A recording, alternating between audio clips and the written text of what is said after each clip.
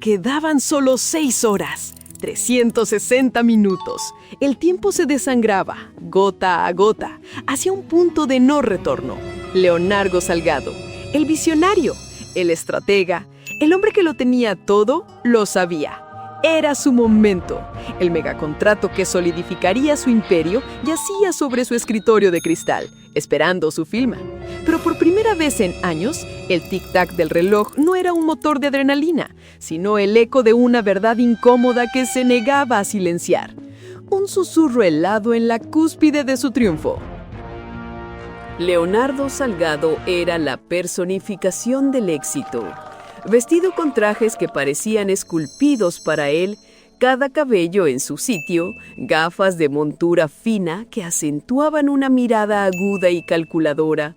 Su startup era la joya de la corona tecnológica y él, su rey. Lo había demostrado en el escenario de TEDx, bajo las luces brillantes que hacían resplandecer el pequeño pin del pez, el ictus, en su solapa. La intersección de la tecnología y la moralidad, había proclamado con su voz pulida, citando Romanos 6:23, reinterpretándolo para encajar en su narrativa de ambición virtuosa. La paga del pecado es muerte, sí, pero la audacia es vida. La fe, señores, es la variable estratégica más poderosa en el algoritmo del éxito. La audiencia, embelesada, lo había ovacionado. Prensa, inversores, empleados, todos lo idolatraban. Él era el líder con un corazón de oro, navegando entre jets privados, cenas de gala y reuniones de alto nivel, manteniendo una vida familiar escasa y superficial, envuelta en el manto de su existencia ocupada pero virtuosa. Su imperio era de cristal, cromo y hormigón pulido, con vistas que devoraban el horizonte urbano. Su despacho en la planta más alta era un santuario minimalista, prístino, casi estéril. Una Biblia de lujo, más objeto decorativo que de estudio, reposaba en un estante. Todo en su vida estaba diseñado para proyectar aplomo, control. Una fachada impecable que ocultaba, bajo capas de autojustificación, un desasosiego latente, una grieta emocional que nunca se permitía explorar. ¿Culpa? ¿Duda moral? La silenciaba con argumentos pragmáticos, con el bien mayor de su empresa. Se sentía vacío, sí, pero lo había reprimido eficazmente. Hasta ahora. El clímax de su carrera había llegado con la oferta de fusión, un conglomerado internacional. Era el acuerdo que lo convertiría en leyenda. El pin del ictus en su solapa se sentía más como un talismán, un amuleto que validaba su audacia. Pero al revisar la letra pequeña, la voz de su abogado, normalmente tranquilizadora, adoptó un tono más cauto. Optimización de ciertos datos financieros, compleja estructura de evasión fiscal, común, legalmente ambigua, le había asegurado. El cerebro de Leonardo, siempre calculador, ya estaba trazando las rutas de justificación. Pero algo era diferente esta vez. El peso moral era innegable, tangible. La ciudad dormía bajo él, una alfombra de luces indiferentes. En el silencio opresivo de su despacho, el documento yacía abierto. Las palabras se distorsionaban. Evasión fiscal. Optimización. La mentira con la que había construido su vida. La de que la fe era una herramienta, una palanca estratégica, se tambaleaba. Una imagen fugaz se filtró, un recuerdo infantil. La abuela, sus manos arrugadas, el tacto del papel de la Biblia bajo sus dedos, la voz dulce y firme. No somos nuestros, Leonardo. Somos comprados por un precio muy alto. 1 Corintios 6, 19 a 20. La voz de su abuela se superponía a las cláusulas legales, una disonancia brutal que vibraba en cada fibra de su ser. El pin del ictus en su solapa, ese símbolo de estatus, De pronto se sentía como un frío punzante objeto metálico sobre su pecho. No era un adorno, era un peso, un ancla que lo arrastraba hacia abajo, no hacia arriba. Y en ese instante, la impecable fachada de Leonardo comenzó a desmoronarse. La noche se estiraba, fría y larga. Encerrado en su burbuja de cristal, la ciudad nocturna desplegándose implacable bajo él, las voces de su infancia se convirtieron en un eco atronador. No eran fantasmas, sino la memoria vívida de verdades enterradas bajo años de pragmatismo y ambición. El sermón del pastor de su iglesia de entonces sobre la parábola del buen samaritano, sobre la verdad de la integridad que no puede ser negociada, ni por cifras, ni por poder. Resurgió con una claridad angustiosa. No hubo luces celestiales ni voces etéreas. No fue un evento místico, fue algo mucho más profundo y devastador. Una confrontación brutal con su propia conciencia, activada no por magia, sino por la cruda memoria de la verdad. Los mismos versículos que había citado con tanta facilidad, tan sin sentir para construir su imagen de hombre de valores, ahora se volvían espejos implacables, reflejaban su hipocresía, amplificaban su vacío.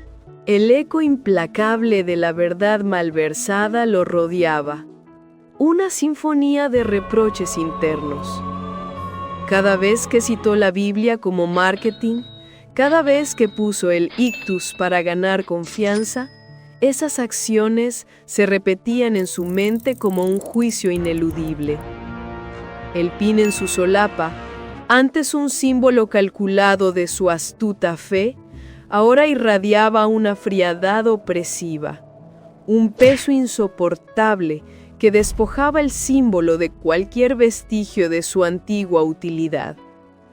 Se había burlado del significado profundo del ictus, del sacrificio que representaba. Y ahora ese sacrificio parecía exigir su propio tributo. La vergüenza que sintió fue la del niño que sabe que ha defraudado sus propios principios, que ha traicionado no a otros, sino a sí mismo. Una opresión indescriptible le apretó el pecho. No era el miedo al fracaso ni a la pérdida financiera. Era un quebranto mucho más profundo, el lamento de un alma que se había extraviado de su propósito. Las lágrimas calientes y amargas comenzaron a rodar por sus mejillas. No entendía por qué. No había una razón lógica inmediata para esa explosión emocional. Era una pena que venía de lo más hondo de su ser. La revelación de un amor que había rechazado, una paz que había sacrificado. Las palabras de Isaías 26:3, que una vez había leído de pasada, resonaron ahora en su corazón. Tú guardarás en completa paz a aquel cuyo pensamiento en ti persevera, porque en ti ha confiado. La paz, una paz que él jamás había conocido realmente, solo un simulacro de control, una verdad tan simple y tan poderosa que lo desnudaba, que lo quebrantaba, no por un rayo del cielo, sino por el peso de su propia deshonestidad y la inquebrantable paciencia de una verdad que finalmente se abría paso. Sentía un amor, un perdón que no merecía, que inundaba su dolor, un llamado a la autenticidad radical. Al amanecer, la oficina de Leonardo se tiñó de una luz grisácea y cruda, revelando las huellas de su noche en vela. Con el corazón latiendo con una mezcla de miedo, sí, pero también con una extraña y liberadora claridad, observó el contrato. El bolígrafo de oro en su mano se sentía como un peso muerto, una herramienta de una vida que ya no quería. Sin palabras, con un gesto cargado de una solemnidad insospechada, se quitó el pin del ictus de su solapa. No lo tiró con rabia ni con desprecio.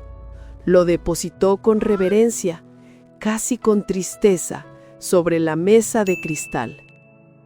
Ya no era un amuleto, ni una estrategia de marketing.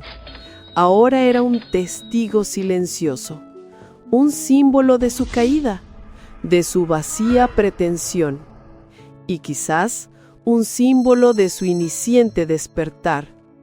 El ictus, ahora despojado de su rol de accesorio, yacía solo en el escritorio, pequeño, insignificante, un objeto esperando ser redescubierto con un corazón transformado. La decisión era difícil, dolorosa. Sabía que podía costarle todo: su imperio, su reputación, la lealtad de sus inversores. Pero la paz que experimentaba, aunque precaria y envuelta en la incertidumbre del futuro, era real. Una paz que no dependía de la seguridad financiera o del aplauso ajeno, sino de una conciencia que por primera vez en mucho tiempo comenzaba a respirar. Con firmeza, su pulso ya no acelerado por la ambición, sino por la convicción, tomó su teléfono, llamó a su abogado. La voz que salió de él era diferente, más profunda, más auténtica.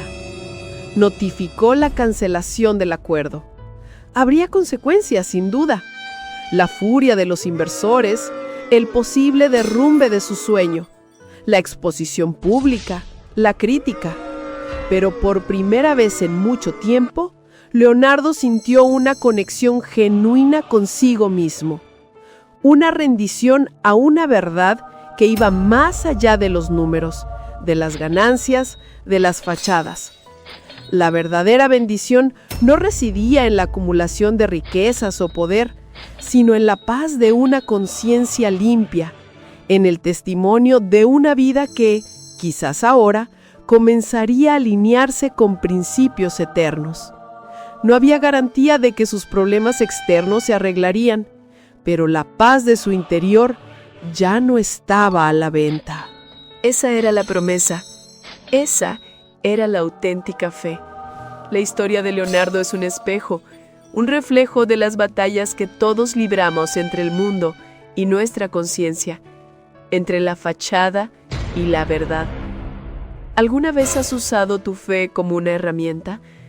¿Has sentido ese peso, ese vacío, esa llamada a la autenticidad radical? Te invito a compartir tus pensamientos. Deja un comentario abajo con una reflexión o una frase de fe que te haya transformado. Si este mensaje tocó tu corazón, si resonó contigo, no olvides suscribirte al canal para más historias de transformación y verdad. Que encuentres la paz en la rendición a Cristo. Hasta la próxima.